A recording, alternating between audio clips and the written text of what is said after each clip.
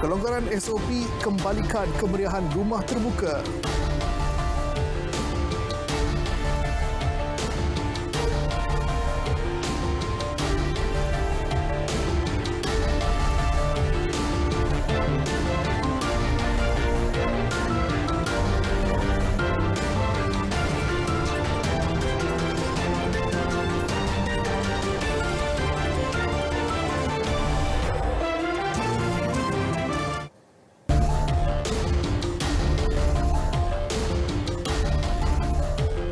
Selamat malam dan salam keluarga Malaysia. Anda bersama saya Muhajir Dasami, Berita Tengah Malam. 2 Syawal diwarnai dengan rumah terbuka selepas 2 tahun tidak diadakan berikutan pandemik COVID-19. Dengan kelonggaran sambutan Aidilfitri, banyak pihak termasuk pemimpin negeri tidak melepaskan peluang untuk menganjurkan rumah terbuka. Pemangku Raja Pahang Tunku Ahsanal Ibrahim Alam Shah Al-Sultan Abdullah Riayatuddin Al-Mustafa Billah Shah berkenan menyantuni rakyat jelata Dewan Terbuka Laman Sejahtera Sungai Koyan Lipis. Keberangkatan baginda disambut Menteri Besar Datuk Seri Wan Rosdi Wan Ismail dan Barisan Pentadbiran Negeri. Majlis dihadiri lebih 5,000 orang itu bermula pada pukul 1.30 petang dan selesai pada pukul 6 petang. Terdahulu baginda turut menyantuni rakyat di Dewan Utama Majlis Daerah Jerantut. Sultan Johor Sultan Ibrahim Sultan Iskandar dan Permaisuri Johor Raja Zarid Sofia Sultan Idris Shah berkenan berangkat ke Majlis Rumah Terbuka Menteri Besar. Turut berangkat Tunku Mahkota Johor Tunku Ismail Sultan Ibrahim bersama isteri Cik Puan Besar Khalidah Bustaman. Rumah terbuka yang berlangsung di kediaman rasmi Menteri Besar di Saujana dihadiri kira-kira 10,000 orang. Di Kuching seawal pukul 8 pagi, orang ramai hadir ke rumah terbuka Premier Sarawak Datuk Patinggi Tan Sri Abang Johari Tun Openg. Orang ramai yang tiba disambut Tan Sri Abang Johari dan isteri Puan Sri Jumaani Tun Tuanku Bujang. Rata-rata mereka berasa teruja kerana berpeluang hadir dan bertemu secara dekat dengan Premier Sarawak.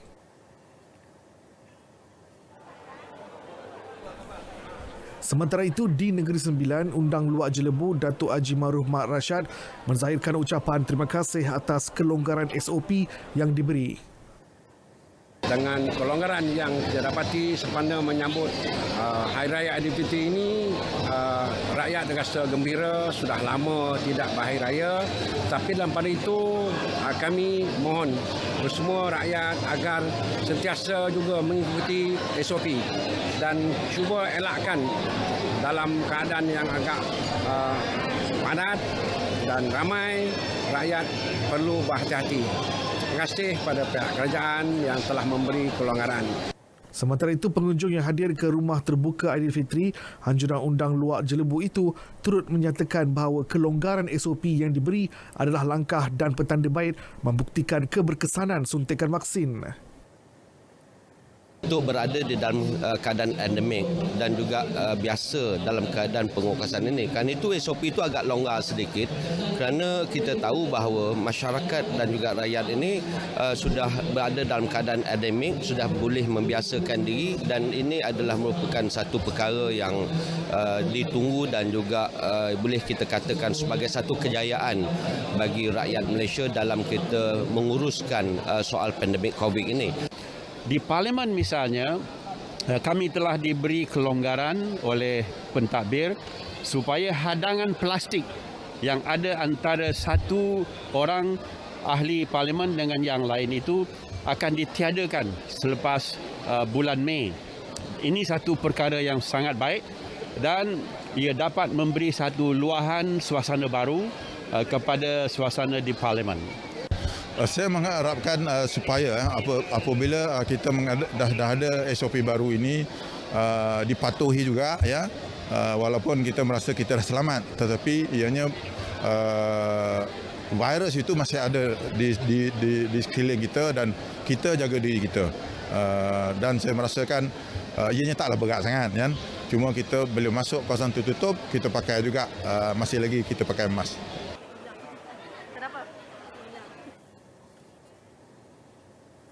Baik, Perdana Menteri Datuk Seri Ismail Sabri Yaakob menjemput seluruh keluarga Malaysia untuk menghadiri majlis rumah terbuka Hari Raya Aidilfitri pada Ahad ini. Majlis itu akan diadakan di Laman Sari, Kompleks Sri Perdana Putrajaya bermula 10 pagi hingga 4 petang. Menerusi hantaran di laman Facebook, Perdana Menteri menyatakan rakyat dijemput berkumpul ke kediaman rasmi beliau dan bersama-sama meraihkan Aidilfitri sebagai sebuah keluarga besar keluarga Malaysia. Perdana Menteri turut melampirkan poster panduan pakaian dan maklumat perkhidmatan bas percuma untuk ke majlis tersebut. Berdasarkan poster itu, pakaian yang dibenarkan ialah baju berlengan, seluar panjang, skirt bawah paras lutut dan berkasut.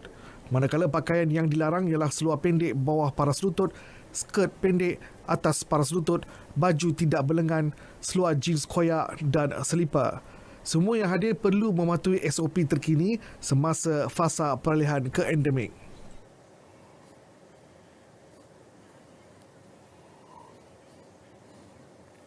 Saudara, Malaysia kaya dengan kepelbagaian makanan tradisional diwarisi turun-temurun menjadi signifikan bila tibanya Syawal dan di antara menu wajib Hari Raya Aidilfitri. Untuk perincian lanjut bersama wartawan Suhil Muhammad Noor.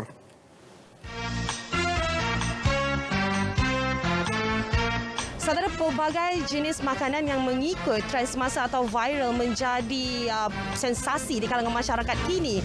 Namun, makanan ini yang menjadi nostalgia dan klasik tetap menjadi pilihan warga kota. Nak tahu apa? Mari kita tanya mereka.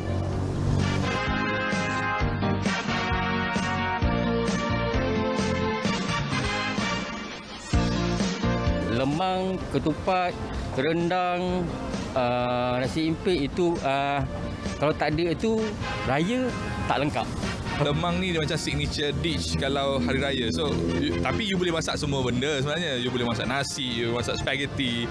Tapi kalau orang datang rumah di hari raya, kalau tak ada lemang, tak ada ketupat tu macam something wrong lah. Lemang ni apa? Makanan tradisi. Selain daripada tu memang rasa dia sedap lah. Tengok pada orang buat lah.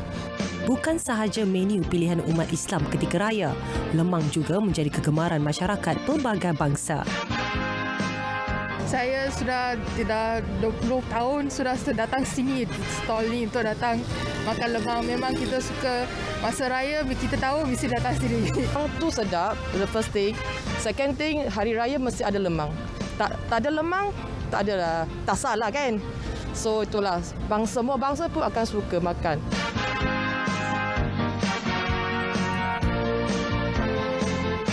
Saudara, ternyata pilihan lemang adalah pilihan utama masyarakat kita, tidak kira kepelbagaian kaum dan bangsa. Dengan itu saya mengucapkan selamat Hari Raya Maaf Zahir Batin. Suhil Muhammad Noor, Berita RTM.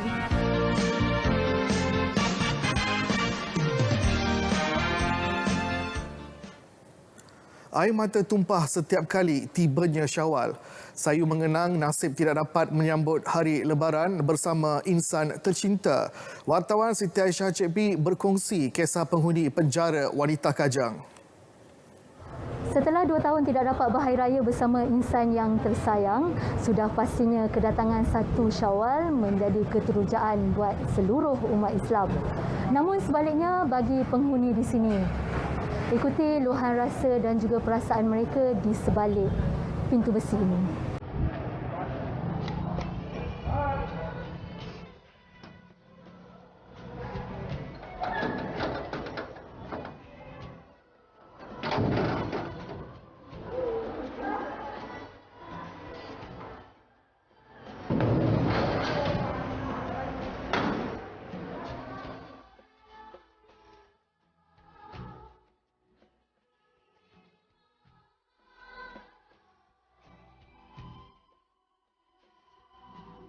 Bait-bait lagu ini cukup poetis. Namun hanya rintihan dan linangan air mata menemani mereka setiap kali menjelang 1 Syawal. Cuba melayang emosi, tetapi hanya Tuhan yang tahu betapa syahdunya hati mereka mengenang nasib berhari raya di sebalik tirai besi. Eliza bukan nama sebenar yang menjalani hukuman penjara selama 30 tahun atas kesalahan membunuh tanpa niat, mengakui kehidupan penjara amat memeritkan. Sudah 10 kali menyambut Aidilfitri di sebalik tirai besi membuatkan dirinya sudah kehabisan air mata untuk ditangisi. Namun tatkala kedengaran takbir raya, perasaan rindu yang amat kuat terhadap arwah ayahnya membuatkan dia kesal atas kesilapan dilakukan. Nak dengar suara dia, rindu dengar suara dia. Rindulah bila dengar suara dia, kita rasa kita dekat sangat dengan dia. So sebelum ni waktu dia ada dengar suara dia, rasa macam okeylah, hidup saya macam kuat. So bila dia dah tak ada, dengar suara dia pun dah kita tak dengar lagi suara dia. Kita rasa kita memang kehilangan besar. Ingat malam raya tu kita tahu dah. Duduk kat penjara tak boleh buat apa-apa. Malam tu, lepas tu bila pagi subuh tu dah takbir, dengar takbir tu memang terasa sangatlah. Jadi tak tahu dah tak ada air mata lagi sebenarnya nak menangis sebab ada masa tiba-tiba terkeluar air mata sendiri sedih. Tapi nak sebab saya bukan mudah nak keluarkan air mata. Saya kena kuat. Bagi Nurul, 22 tahun, bukan nama sebenar, menjalani hukuman sejak tahun 2020 atas kesalahan dadah dan ini tahun ketiga berhari raya tanpa keluarga tercinta.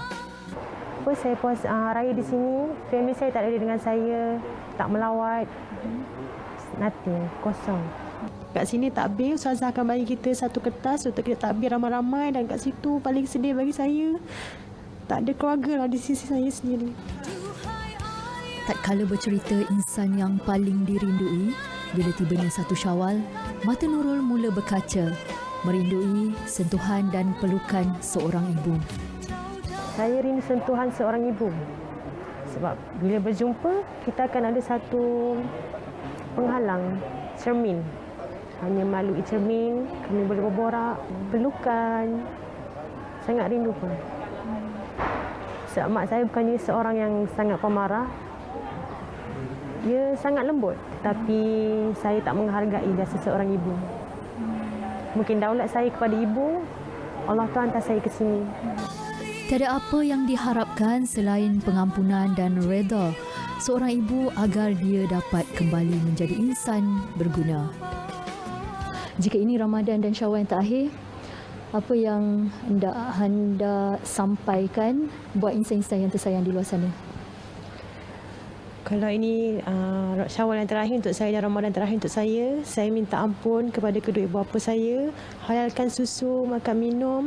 Yang paling saya rindukan untuk pada mak saya adalah pelukan, sentuhan seorang ibu. Kesibukan pada malam raya, saya sangat rindukan keluarga saya. Saya harap ketika pada sini adalah satu pengajaran bagi saya untuk saya tidak mengulangi kesilapan yang sangat besar dan yang amat memalukan keluarga saya di luar. Saya rindukan suasana hari raya di luar. Adik rindu balik rumah adik. Adik rindu kan gelak tawa adik-beradik semua dan sangat-sangat rindu suasana hari raya kat luar.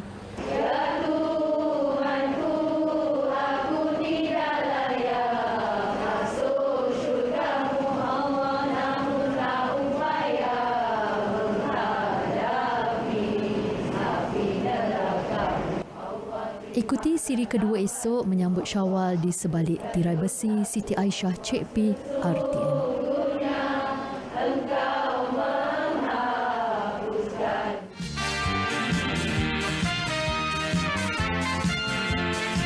Kepada yang akan atau sedang dalam perjalanan balik kampung, hati-hati memandu. Jangan lupa bawa pelitup muka dan saya dan sekeluarga menyusun 10 jari memohon ampun dan maaf andainya ada sebarang kesalahan yang kami lakukan. Bulan Ramadan berlalu pergi, tibalah Syawal untuk diraih. Salam Lebaran dan Aidilfitri, moga kita terus dirahmati. Selamat Hari Raya Aidilfitri, maaf zahir dan batin.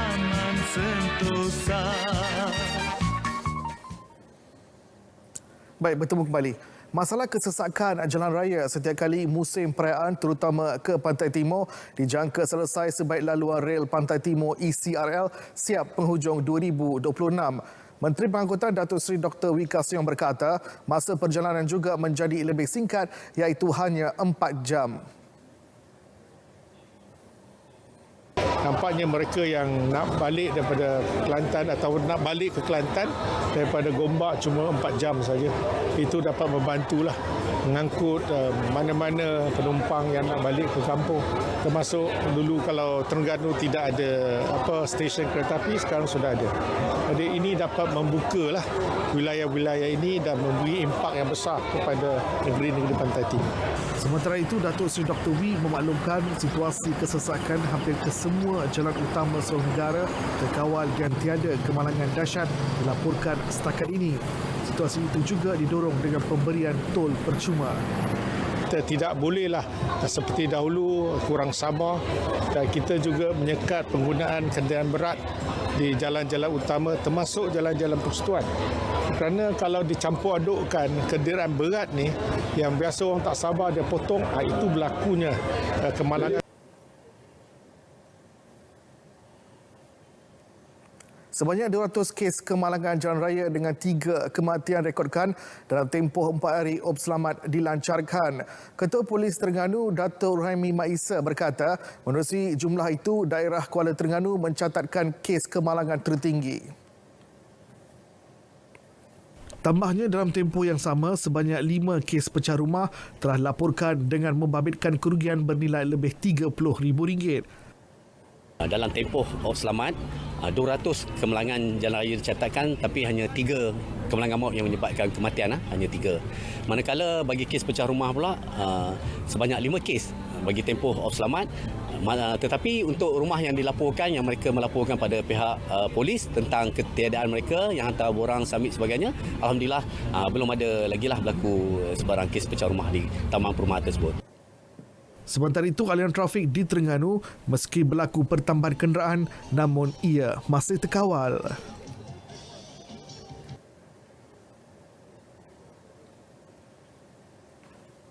Kegembiraan pulang ke kampung untuk menyambut Aidilfitri berturut tragedi selepas 8 beranak terlibat dalam kemalangan jalan raya.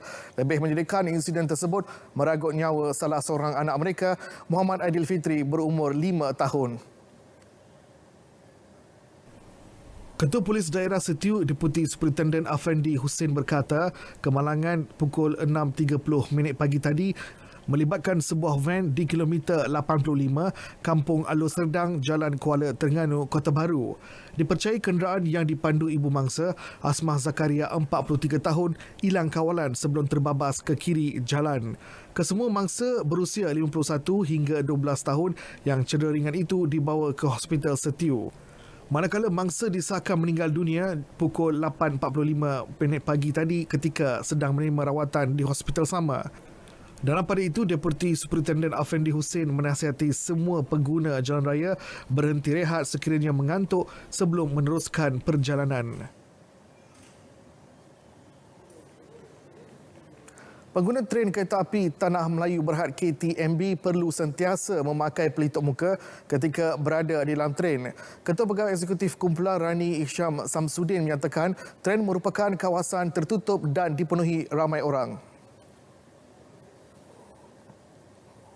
Pada 1 Mei di mana ada kelonggaran dari segi SOP, walau bagaimanapun kita masih lagi tetap mengamalkan SOP bila mana kita berada atau penumpang berada dalam tren. Mereka mesti menggunakan pelitup muka sepanjang masa. Cuma kelonggaran diberikan bila nak masuk ke kawasan tren atau stesen dan masuk dengan kereta api, kita tak payah scan QR code. Pihaknya sentiasa bersedia memastikan pengguna mematuhi prosedur operasi standard yang ditetapkan. Menteri Kesihatan Hairi Jamaluddin sebelum ini memaklumkan pemakaian pelitup muka diwajibkan apabila berada dalam bangunan dan pengangkutan awam termasuk e-hailing berkuat kuasa 1 Mei lalu. Aplikasi MySejahtera kini dikemas kini dengan ciri-ciri baharu bagi mengesan penyakit berjangkit termasuk penyakit tangan, kaki dan mulut HFMD. Menteri Kesihatan Khairy Jamaluddin berkata dengan fungsi terbaru itu, pengguna boleh melihat kawasan titik panas penyakit selain COVID-19 seperti demam campak, rabies, HFMD dan demam denggi. Sebelum ini, fungsi hotspot tracker yang dahulu digunakan untuk menjejak kawasan titik panas kes COVID-19 akan diubah sebagai infectious disease tracker. Memaklumkan perkara itu menerusi akaun Twitter, Khairy berkata kawasan berkenaan akan ditentukan berdasarkan jumlah kes aktif di kawasan lingkungan pengguna untuk setiap penyakit berjangkit. Sementara itu, Khairy menasihatkan orang ramai agar terus menggunakan pelitup muka apabila berada di tempat tertutup atau sesak. Berat mata memandang, berat lagi bahu yang memikulnya. Itu bebanan yang digalas Zaha Nur Danis, 19 tahun, yang kini terpaksa memikul tanggungjawab sebagai ibu dan ayah kepada 3 orang adiknya. Ayah 4 beradik itu, Zaha Azman Yop, yang bekerja sebagai pemandu lori, meninggal dunia pada 14 Jun 2019 diikuti ibu mereka, Marziana Mat Desa, 10 bulan kemudian. Sejak itu, Zaha Nur Danish dan 3 lagi adiknya iaitu Zaha Nur Damin Awil, 16 tahun, Zaha Nur Dafi Hakim, 13 tahun dan Zaha Nur Dia Marisa, 8 tahun, kini dijaga oleh nenek mereka Aziza Embun, 65 tahun di Taman Seri Ampangan, Kota Kuala Muda. Menurutnya, beliau sebelum ini bekerja di sebuah kilang di Perai Pulau Pinang bagi menyara adik-adiknya dan kini sedang mencari pekerjaan baru di sekitar Sungai Petani. Neneknya turut membantu dengan menjual nasi lemak bagi menyara kehidupan mereka sekeluarga. Ni apa yang tak ada semua apa luah kat tok lah. Tok cakap kalau tak abang kat tok siapa lagi kan? Depa nak mengadu siapa lagi? Kat tok lah kata. Tu lah ni cucu-cucu semua apa-apa semua mengadu kat tok. Kalau orang yang mai kan bagi bantuan, ada hak go sekolah depa pun mai bagi bantuan di sini. Hak abang belah abang buat perahu sana kan. Itulah tok simpan-simpan orang bagi-bagi tu. Tok simpan untuk depa. Lepas tu tok buat nasi lemak sikit. Beda-beda sarah mereka lah. Nak bagi mereka ambil experience sekolah balik lah. Betul. Yang belum nakal sekolah. Yang ni. Belajar pandai-pandai semua.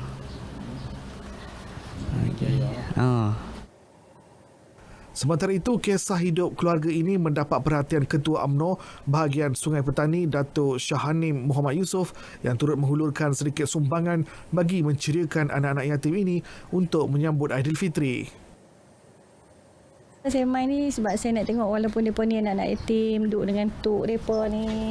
Ya Allah, bagusnya tok bela cucu 4 orang. Buat nasi lemak 300 bungkus tiap-tiap pagi nak suruh cucu.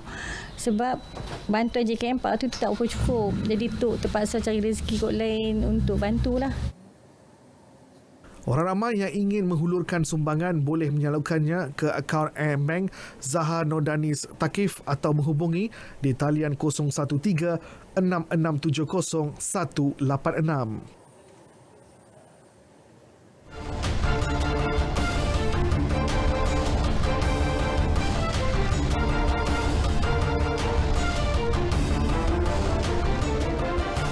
Baik, kita mulakan dengan kejohanan Deaflympics ke-24 di Brazil.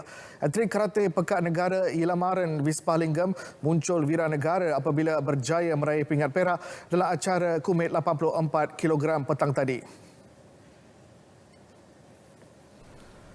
Atlet berusia 22 tahun itu tumpas di tangan atlet karate senior Ukraine Magno Oleksandr, 32 tahun, yang juga pemenang pingat perak Deaflympics Samsun Turki pada 2017 dalam kategori yang sama. Ilamaran dalam laluannya ke final berjaya menumpaskan atlet karate Brazil dan Israel pada pusingan suku akhir serta atlet Iran di separuh akhir sebelum bertemu Magno Oleksandr di pentas akhir. Ketua Kontingen Pekat Negara Ong Sin Rin dalam satu kenyataan di Facebook berkata beliau amat berbangga dengan pencapaiannya berikutan ini adalah penyertaan sulung atlet karate tersebut di sukan Deaflympics sekaligus berjaya meraih pingat perak. Kejohanan tenis berkerusi roda Piala Dunia berpasukan. Skuad negara memulakan saingan dengan langkah kanan selepas mengatasi Poland dengan keputusan 2-1.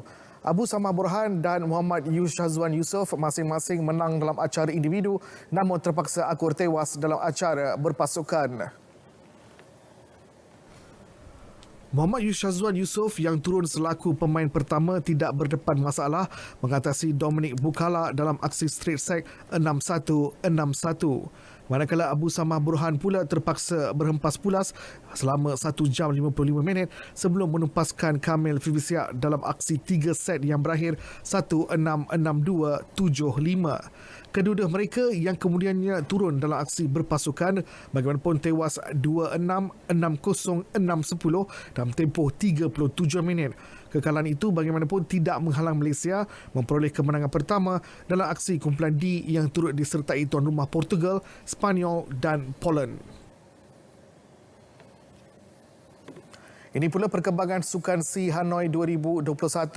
Pengalaman pemain senior ditagih bagi membantu Muka Baharu menampilkan aksi terbaik dalam pentas terbesar ASEAN kali ini.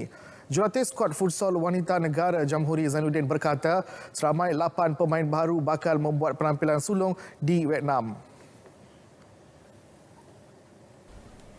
Antara pemain tersebut adalah dari KL Prefer Cyberlink, Nur Ain Aisyah Murad serta 4 pemain dari Sabah termasuk Yusliza Osman dan Sherry Lin Eli Pius. Jelas beliau fokusnya ketika ini adalah bagi memantapkan pasukan dalam 2 aksi persahabatan di Vietnam sebelum memulakan aksi menentang Thailand.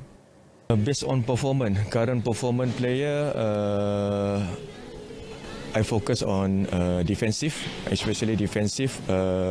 Macam mana untuk attack Thailand and Vietnam punya tactical. Beliau berkata demikian secara eksklusif kepada RTM sebelum berlepas ke Hanoi. Jamhuri membariskan 8 pemain senior dan 8 muka baru dalam senarai akhir 16 pemain kesukan C. Antara pemain senior yang dipertaruh ialah pemain Melaka Intan Sarah Anissa Zulkifli dan Hanis Farhana Samsul Azizan serta pemain Selangor MBSJ Nora Shimah Muhammad Rashid.